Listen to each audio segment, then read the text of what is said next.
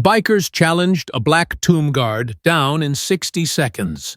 The Hearth coffee shop sat nestled in the heart of a small Montana town, cradled by rugged mountains that loomed like silent sentinels under a wide golden sky. On a quiet weekend morning, sunlight poured through the shop's large windows, casting a warm glow over the worn wooden tables and the handful of patrons who filled the space with the soft hum of conversation. The air carried the rich aroma of freshly ground coffee beans, mingling with the scent of warm pastries and a faint trace of cinnamon that seemed to linger like a comforting memory. Black and white photographs lined the walls, each one a snapshot of the town's past dusty streets, from the days of homesteaders, old grain elevators standing tall, and young men in crisp military uniforms, their faces set with determination as they headed off to wars long faded into history. One faded photo near the cash register stood out, a young Marine, his eyes steady and resolute, frozen in time before a deployment decades ago. Most folks barely noticed it, but the regulars knew it was more than just decor. It was a quiet nod to the town's own. Samuel Carter, known to the locals as Pops, sat at his usual spot by the window, a worn paperback about World War II open in front of him. At 68, Samuel was as much a fixture of the hearth as the creaky floorboards or the old brass bell above the door. His silver hair was neatly combed, his flannel shirt tucked in with care, and a small Marine Corps pin gleamed on his weathered jacket, catching the morning light. His left sleeve was pinned neatly just below the elbow, a subtle reminder of the arm he'd lost to a grenade in Iraq back in the 90s.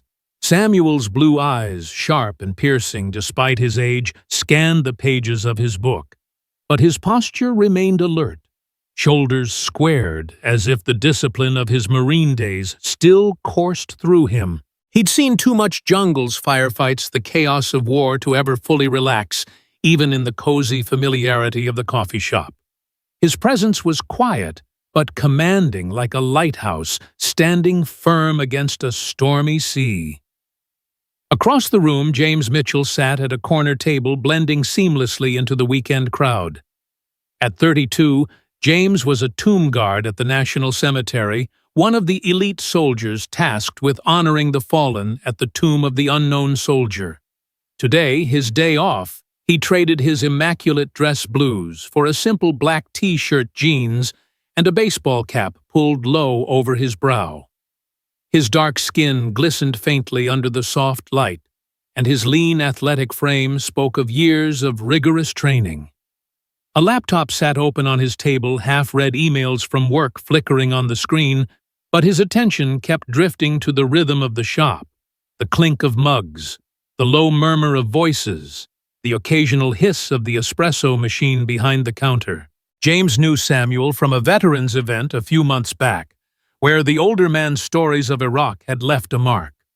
Samuel had spoken of carrying wounded comrades to safety, of nights under fire, of promises made to fallen friends to keep going. The two men had exchanged a nod when James walked in, a silent acknowledgement between those who understood the weight of service. Emma Wilson, the 50-year-old owner of the Hearth, moved between tables with the ease of someone who'd spent decades in the hustle of hospitality. Her brown hair was tied back in a messy bun, her apron stained with the history of countless coffee spills and flour-dusted mornings. She flashed a warm smile at a group of high school kids hunched over textbooks in the corner, their heads bent together as they whispered about math homework. Emma paused at Samuel's table, holding a fresh pot of coffee, her voice carrying the soft drawl of Montana. "Morning, Pops," she said, her eyes crinkling with affection. "Need a top-up?" Samuel looked up, his weathered face softening into a small smile. "You know, I can't say no to that, Emma. Keep it coming." She poured the black coffee, carefully avoiding the open book on his table. "Reading about the war again," she teased, tilting her head. "Don't you ever take a break from that stuff." Samuel's smile deepened, his voice low and steady. "History keeps you honest, Emma. Keeps you from forgetting what matters, she chuckled, shaking her head and moved to the next table where an older couple shared a plate of blueberry muffins, their conversation a gentle hum about their grandkids and the roses blooming in their garden. James sipped his latte, his eyes flicking to Samuel. He admired the older man's quiet strength, the way he carried himself with dignity despite the missing arm. Samuel reminded him of the soldiers he honored every day at the National Cemetery, men and women who'd given everything and asked for nothing in return. There was a kind of unspoken brotherhood in that, a bond forged in sacrifice that didn't need words. James was about to turn back to his emails when the roar of motorcycle engines shattered the morning calm. The sound was loud, aggressive, like thunder rolling through the quiet streets, rattling the windows and sending a ripple of unease through the shop. The door swung open with a jarring clang of the bell, and 5 men strode in their heavy boots, thumping against the hardwood floor. The leader, Marcus Reed, known as Blade to his crew, was a towering figure, standing over 6'4", his shaved head gleaming under the light's tattoos, snaking up his muscular arms like dark vines. His leather jacket creaked with every step, and a sneer curled his lip, radiating menace. Behind him, his 4 companions, Vince, Cole, Derek, and Nate, followed close, their eyes scanning the room like predators sizing up prey. They were part of the Iron Wolves, a biker gang that had been stirring trouble around town for weeks, leaving a trail of bar fights and shaken locals in their wake. The chatter in the coffee shop died down, forks pausing mid-bite, the high school kids shrinking in their seats. Marcus's gaze landed on Samuel's table by the window, the best spot in the house with a clear view of the main street and the mountains beyond. He smirked and sauntered over his boots, loud against the floor, each step deliberate, like a warning shot. The air in the shop grew thick, the warmth of the morning replaced by a tense electric silence. Conversations trailed off, and even the espresso machine seemed to hush, as if the room itself was holding its breath.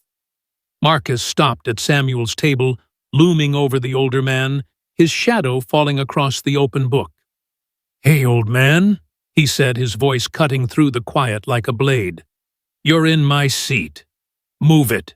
Samuel looked up slowly, his blue eyes calm but unflinching, meeting Marcus's glare without a hint of fear. He set his book down, folding the corner of the page with deliberate care. "I've been sitting here every weekend for 10 years, son," he said, his voice steady, carrying a faint Midwestern twang. "Plenty of tables around. Pick another." Marcus's smirk faded his face, reddening, his hands clenching into fists as the other bikers exchanged glances, stepping closer. Their presence a silent threat in the stillness of the hearth.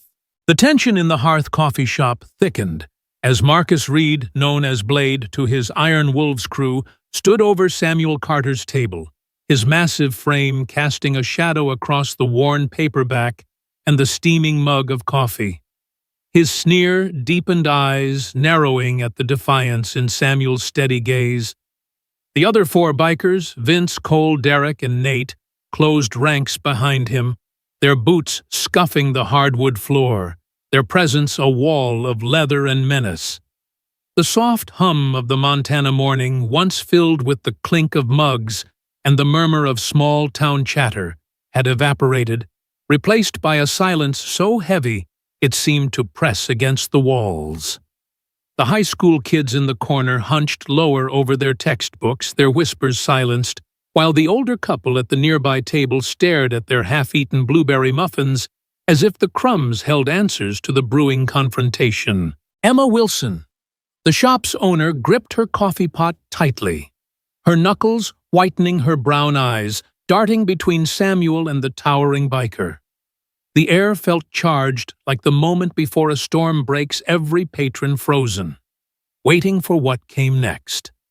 Marcus leaned closer to Samuel, his voice low and mocking, carrying across the quiet shop.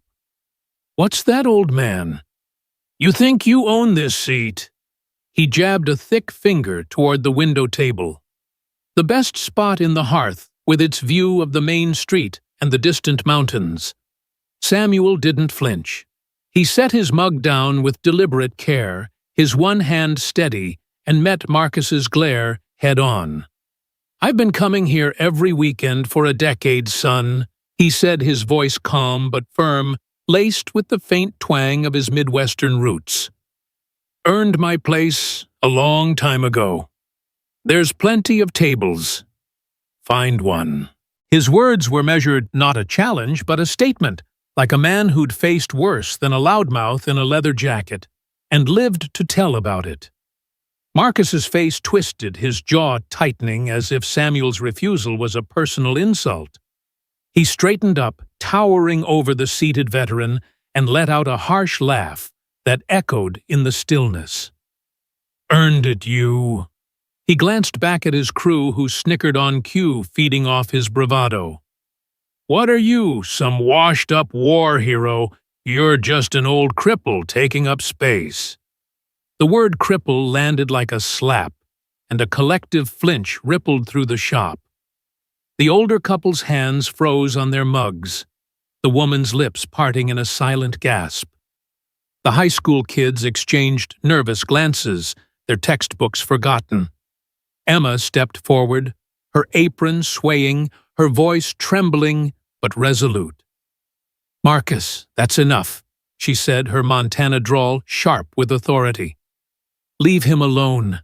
Samuel's a good man, and you know it." Marcus turned his head slowly, his eyes narrowing as he fixed her with a stare that made her take half a step back. "Stay out of this, Emma," he snapped, pointing a finger at her. "Unless you want trouble, too." Emma's face paled, but she held her ground, the coffee pot still clutched in her hands like a shield. The other patrons looked away, their eyes dropping to tables or out the window, afraid to draw Marcus's attention. The air was thick with fear, the kind that settles when no one dares to move. Samuel's expression didn't change. His blue eyes, sharp as ever, stayed locked on Marcus. He reached up almost absently and touched the Marine Corps pin on his jacket, his fingers brushing the small, gleaming emblem. "I've faced worse than you, son," he said quietly, his voice steady as stone. "And I'm still here." The words were soft, but carried weight, a reminder of battles fought in deserts and firefights that Marcus could only imagine. They seemed to hang in the air, a challenge wrapped in calm. Marcus's smirk vanished, replaced by a scowl. His hand shot out, snatching the pin from Samuel's jacket with a quick, violent tug. The metal emblem clattered to the floor, skidding across the hardwood and coming to rest near the counter, glinting under the fluorescent lights. The sound was sharp, like a gunshot in the silent shop, and Emma let out a small gasp, her hand flying to her mouth. Marcus wasn't done. He grabbed Samuel's coffee mug, still half full, and tipped it over the table. The dark liquid spilled across the open pages of Samuel's book, soaking the paper and dripping onto the floor in a slow, deliberate pool. The act was petty cruel, meant to humiliate, and it worked. The shop seemed to hold its breath. The tension now a living thing. "Move!" Marcus growled, his voice low and dangerous, "or I'll drag you out of here myself." Samuel stared at the coffee pooling over his book, then at the pin on the floor. His cheek twitched, the only sign of emotion, but he didn't move. He'd survived too much explosions that tore through his unit, the blast that took his arm, the long nights wondering if he'd see another dawn, to let a bully like Marcus shake him. His mind flickered back to Iraq, to the friends he'd lost, to the promises he'd made, to keep going, to live for those who couldn't. He wasn't about to let some punk in a leather jacket take that from him. Emma took another step forward, her voice shaking but firm. "Marcus, stop it," she said, her eyes blazing. "You can't just come in here and—" "Shut up, Emma," Marcus roared, cutting her off, his finger jabbing toward her. "Stay behind your counter, or you're next." Emma froze, her face drained of color, the coffee pot trembling in her hands. The other customers shrank further into their seats, the older man at the nearby table gripping his wife's hand, their eyes fixed on the table as if willing themselves invisible. The high school kids in the corner were silent, their faces pale, one girl clutching her phone, as if debating whether to call for help. The Iron Wolves crew shifted closer, their boots creaking, their smirks widening as they sensed the room's fear. Vince, a wiry man with a scar slashing across his cheek, cracked his knuckles, his eyes glinting with anticipation. Cole, broader and quieter, stood at Marcus's shoulder, his arms crossed, while Derek and Nate lingered behind, their postures tense, ready to back their leader. Across the room, James Mitchell closed his laptop with a soft click, the sound barely audible but deliberate. He'd been watching, listening, his body tense, but his face a mask of calm. As a tomb guard, he was trained to observe, to assess, to act only when necessary, but always decisively. He knew Samuel not deeply, but enough to respect him. At that veterans event, months ago, Samuel's stories of Iraq had painted a vivid picture, carrying a wounded comrade through a hail of bullets, patching up soldiers under fire, surviving when the odds were stacked against him. Those stories had stayed with James, a reminder of the men and women he honored every day at the National Cemetery. Now, watching Marcus loom over Samuel, seeing the spilled coffee and the pin on the floor, James felt a familiar heat rising in his chest. Not anger, but something deeper, a sense of duty that went beyond his uniform. Marcus's actions weren't just an attack on Samuel. They were an affront to everything James stood for: honor, respect, the unspoken bond between those who'd served. The way Marcus stood over Samuel like a bully, picking on the weakest in the room, stirred something in James. He saw the Marine pin, small but heavy, with meaning, lying discarded on the floor. He saw the coffee staining Samuel's book, a petty act of disrespect that felt like a violation of something sacred. James's jaw tightened, his dark eyes narrowing as he stood his chair, scraping softly against the floor. He moved toward Samuel's table, his steps measured but purposeful, each one closing the distance between him and the confrontation. The Iron Wolves didn't notice him at first, their focus locked on Samuel, but as James approached, Marcus's head turned, his sneer shifting to confusion, then contempt. "Hey, Marcus," said his voice dripping with mockery as he sized James up. "What's this? You got a problem, buddy?" James stopped a few feet away, his hands loose at his sides, his posture relaxed but ready, like a coiled spring. His eyes, sharp and unyielding, locked onto Marcus's. "Yeah, I do," he said, his voice calm, but carrying a Texas drawl that cut through the tension. "You're messing with a man who doesn't deserve it. Pick up his pin, apologize, and walk away." The words were simple, direct, but they carried the weight of a man who meant every syllable. Marcus laughed a harsh barking sound and glanced at his crew, who chuckled nervously. "Hear that, boys?" he said, stepping closer to James, using his height to intimidate. "This guy thinks he's a hero." He leaned in, his face inches from James's. "Who the hell are you, anyway? Some wannabe tough guy." James didn't blink, didn't step back. "Just someone who knows right from wrong," he said, his voice steady as steel. "Pick up the pin." "Marcus, last chance." The shop held its breath, the silence deafening as the two men stood face to face, the spark of conflict ready to ignite. The Hearth coffee shop stood frozen, the air thick with tension, as James Mitchell faced Marcus Reed, the leader of the Iron Wolves biker gang, in the center of the quiet Montana morning.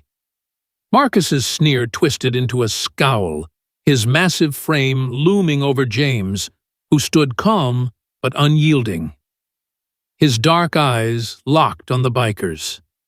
The spilled coffee still dripped from Samuel Carter's table, staining the pages of his World War II book, while the Marine Corps pin lay discarded on the hardwood floor near the counter, its gleam a silent rebuke. The other bikers, Vince, Cole, Derek, and Nate, flanked Marcus, their postures tense, ready to back their leader's next move. Emma Wilson, gripping her coffee pot, stood rooted behind the counter, her face pale, but her eyes fierce with worry. The older couple at the nearby table clutched each other's hands, their muffins forgotten, while the high school kids in the corner sat wide-eyed, one girl's fingers hovering over her phone. The silence was deafening, broken only by Marcus's mocking laugh as he leaned closer to James. "You think you're some kind of tough guy, huh?" he growled, his voice loud enough to carry to every corner of the shop. "You're about to learn a lesson, buddy." James didn't flinch, his voice steady with a faint Texas drawl. "I'm not looking for a fight, Marcus," he said, his hands loose at his sides, his stance relaxed but ready. "But you're out of line. Pick up the pin, apologize to Samuel, and leave. That's all I'm asking." Marcus's eyes narrowed, his lips curling into a sneer as he glanced back at his crew, who shifted closer, their boots creaking on the floor. "Hear that, boys?" he said, his tone dripping with contempt. "This nobody thinks he can tell us what to do." Vince, the wiry biker with a scar across his cheek, cracked his knuckles and stepped forward, his grin malicious. "You're out of your depth, man," he said. "Back off before you get hurt." Cole, broader and quieter, crossed his arms, his eyes flicking between James and Marcus, while Derek and Nate exchanged smirks, clearly expecting an easy win. The patrons of the hearth held their breath, the air electric with the promise of violence. Marcus's patience snapped. With a grunt, he swung a meaty fist at James's face, the punch fast and heavy meant to end the confrontation in one blow. But James was faster. Years of training as a tomb guard at the National Cemetery had honed his body and mind to a razor's edge, his close-quarters combat skills as instinctual as breathing. He sidestepped the punch with a fluid motion, grabbing Marcus's wrist and twisting it sharply behind the biker's back. Marcus let out a pained grunt, his body lurching forward as James shoved him, sending him crashing into a nearby table. Cups and plates shattered, the sharp clatter echoing through the shop like a thunderclap. The older couple gasped, the woman clutching her husband's arm, while the high school kids flinched, one boy whispering, "Holy crap!" Emma's coffee pot trembled in her hands, her eyes wide as she watched the chaos unfold. Vince and Cole didn't hesitate. They lunged at James from either side, their fists raised, aiming to overwhelm him with sheer numbers. But James moved like a machine, his training kicking in with lethal precision. He ducked under Vince's wild swing, driving an elbow into the man's ribs with a force that sent Vince staggering back, gasping for air. In the same motion, James spun to face Cole, catching the biker's arm mid-punch and twisting it until Cole dropped to his knees with a yelp, his face contorted in pain. Derek charged next, his heavy boots pounding the floor. But James was ready.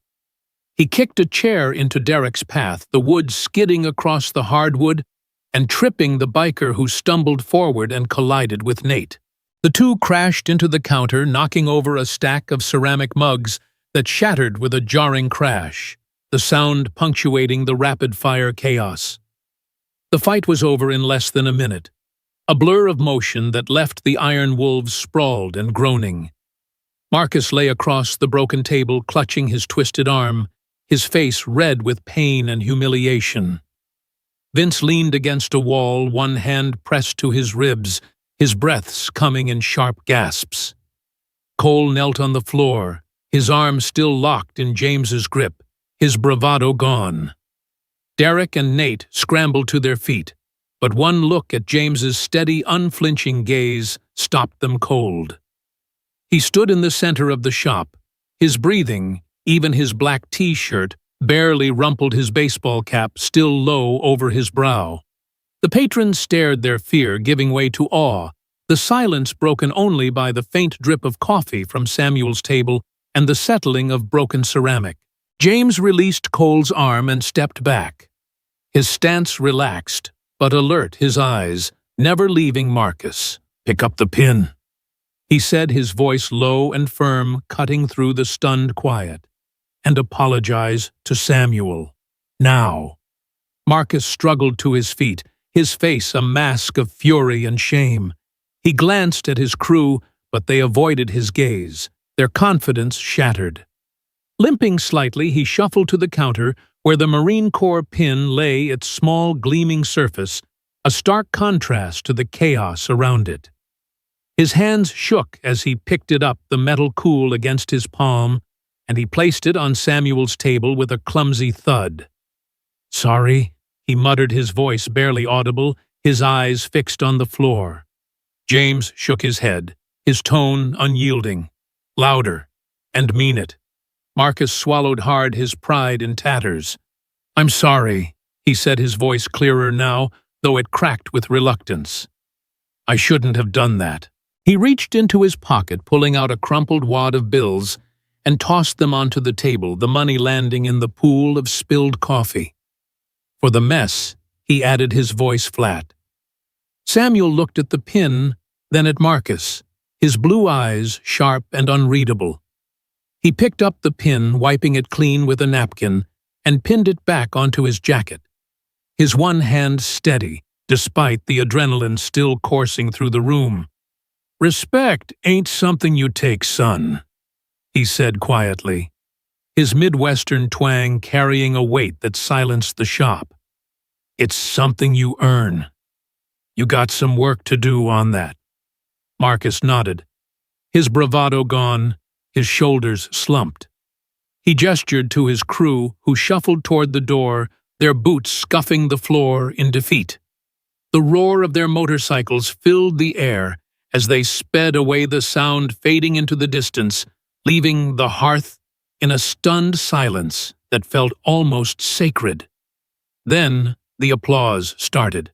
The older couple stood clapping loudly, the man's voice ringing out, "Semper Fi Samuel." The high school kids joined in, their faces lit with a mix of awe and excitement, one girl whispering to her friend, "That was insane." Emma rushed from behind the counter, her hands clasped together, tears brimming in her eyes. "Oh my God, Samuel, James, are you okay?" she said, her voice shaking with relief. "I didn't know what to do." Samuel smiled, patting her hand gently. "We're fine, Emma. You run a good place here. Don't let a few punks ruin it." James slid into the chair across from Samuel, his heart still pounding from the fight, though his face remained calm. "You all right, Pops?" he asked, his voice soft but steady. Samuel nodded, his eyes meeting James's with a quiet respect. "Been through worse," he said, his tone matter-of-fact. "But I appreciate you stepping in, James. Didn't know you had that kind of fight in you." James allowed a small grin, a rare crack in his serious demeanor. "Guess I've had some practice," he said, then hesitated before adding, "I'm a tomb guard at the National Cemetery. Didn't want to make a big deal of it, but I couldn't let them treat you like that." Samuel's eyes widened slightly, then softened, a flicker of recognition passing between them. "A tomb guard, huh?" he said, his voice low with admiration. "That's something. Reminds me of the boys I served with in Iraq. Young, tough, full of heart. You did them proud today." The words hit James like a quiet wave. Not praise, but something deeper. A connection to the men and women he honored every day. The shop began to stir again, the tension easing as patrons whispered among themselves, the morning slowly reclaiming its warmth. The Hearth coffee shop, still reeling from the confrontation, began to hum again with life, though the air carried a new weight, a mix of awe, relief, and something deeper like the quiet reverence after a storm passes. The shattered mugs lay scattered across the floor, the spilled coffee still pooled on Samuel Carter's table, but the Marine Corps pin was back on his jacket, gleaming brightly under the Montana sunlight streaming through the windows. Samuel sat steady, his one hand resting on his coffee-stained book, his blue eyes calm but sharp, as if the chaos of moments ago was just another chapter in a life full of battles. Across from him, James Mitchell settled into the chair, his black T-shirt slightly wrinkled from the fight, his baseball cap still pulled low, but his presence radiated a quiet strength that filled the room. The older couple, their hands still clasped, stood clapping the man's voice, booming with a proud Semper Fi Samuel. The high school kids in the corner joined in their applause. Tentative at first, but growing louder, their faces lit with a mix of excitement and disbelief. Emma Wilson, her hands trembling as she set down her coffee pot, rushed over her brown eyes, brimming with tears. Samuel James. "Are you both okay?" she asked, her Montana drawl thick with emotion. "I was so scared I didn't know what to do." Samuel reached out, patting her hand with a gentle smile. "We're fine, Emma," he said, his voice steady, carrying the Midwestern twang that grounded his words. "You've got a good place here. Don't let a few loudmouths ruin it." Emma nodded, wiping her eyes with the corner of her apron, her relief palpable. James leaned back in his chair, his heart still thumping from the adrenaline, though his face remained calm. "You all right, Pops?" he asked, his Texas drawl soft but warm. Samuel nodded, picking up his Marine pin and giving it one last wipe with his napkin before pinning it firmly back on his jacket. "Been through worse," he said, his tone matter-of-fact, as if the fight was just a ripple in the long river of his life. "But I appreciate you stepping in, James. Didn't know you had that kind of fight in you." James's lips curved into a rare grin, his serious demeanor softening for a moment.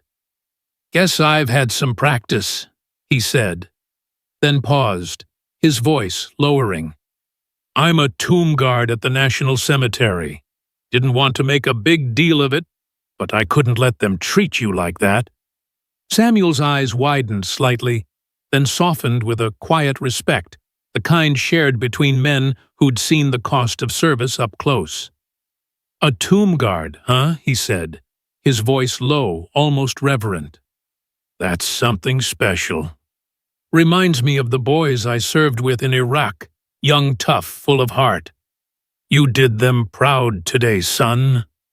The words landed gently, but carried weight, not as praise, but as recognition, a bridge between their shared commitment to something bigger than themselves. James felt a warmth in his chest, not from pride, but from knowing he'd honored not just the unknown soldiers he guarded daily, but the man sitting across from him, a hero who'd earned his place through sacrifice. Emma, still shaken, returned with a fresh pot of coffee, her hands steadier now. "This one's on the house," she said firmly, pouring for both men. "And don't even think about paying for those broken mugs. That's on Marcus." Her tone was resolute, a spark of defiance cutting through her earlier fear. The older man from the couple approached, his steps slow but purposeful, his hand extended. "I'm a veteran myself," he said, his voice thick with emotion, his eyes glistening. "Korea 52, you two showed that punk what a real man looks like." He shook Samuel's hand, then James's, his grip firm and steady, despite his age. "Thank you," he said, the words heavy with gratitude. James nodded, his expression humble. "Just doing what's right, sir," he said, his voice quiet. but sure.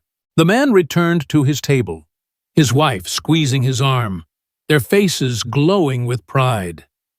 The high school kids, now whispering excitedly, snapped a quick photo with their phones, one girl murmuring, "This is going viral." The shop began to stir, the tension easing as patrons resumed their conversations, though their voices were hushed, their glances darting toward Samuel and James with newfound respect. Word of the incident spread like wildfire through the small Montana town. By the next week, the hearth was busier than ever, with locals crowding in to hear the story firsthand, their voices mingling with the clink of mugs and the hiss of the espresso machine. Emma, ever the heart of the shop, framed the photo the high school kids had taken that morning, Samuel and James at the window table, the marine pin gleaming, the coffee-stained book a silent testament to the stand they'd taken. She hung it on the wall near the counter, dubbing it the Honor Corner, a tribute to the courage that had unfolded in her shop. The hearth became more than a coffee shop. It transformed into a gathering place for veterans young and old who started showing up on weekend mornings to swap stories over steaming cups of coffee. Some were grizzled retirees with tales of Vietnam or Korea, others younger like James carrying the weight of more recent conflicts. They sat together, their voices low and steady, sharing memories of sacrifice, of brothers lost, of promises kept. Samuel replaced his coffee-stained book with a new one, but the marine pin remained a constant, polished and gleaming on his jacket, a quiet symbol of his resilience. James, for his part, found himself looking forward to those weekend mornings, not just for the strong coffee or the mountain air, but for the stories Samuel told. Tales of Iraq, of carrying wounded men through chaos of nights spent under fire, of the unspoken bonds that held soldiers together. Each story was a thread weaving a tapestry of duty and honor that James carried with him even when he returned to his post at the National Cemetery, standing watch over the tomb of the unknown soldier. Every time he walked into the hearth, he felt a little taller, knowing he'd stood up not just for Samuel, but for the values they both held dear, values etched into the very fabric of the shop's walls. The hearth became a beacon in the town, a place where the community came together, where courage and respect weren't just words, but a way of life.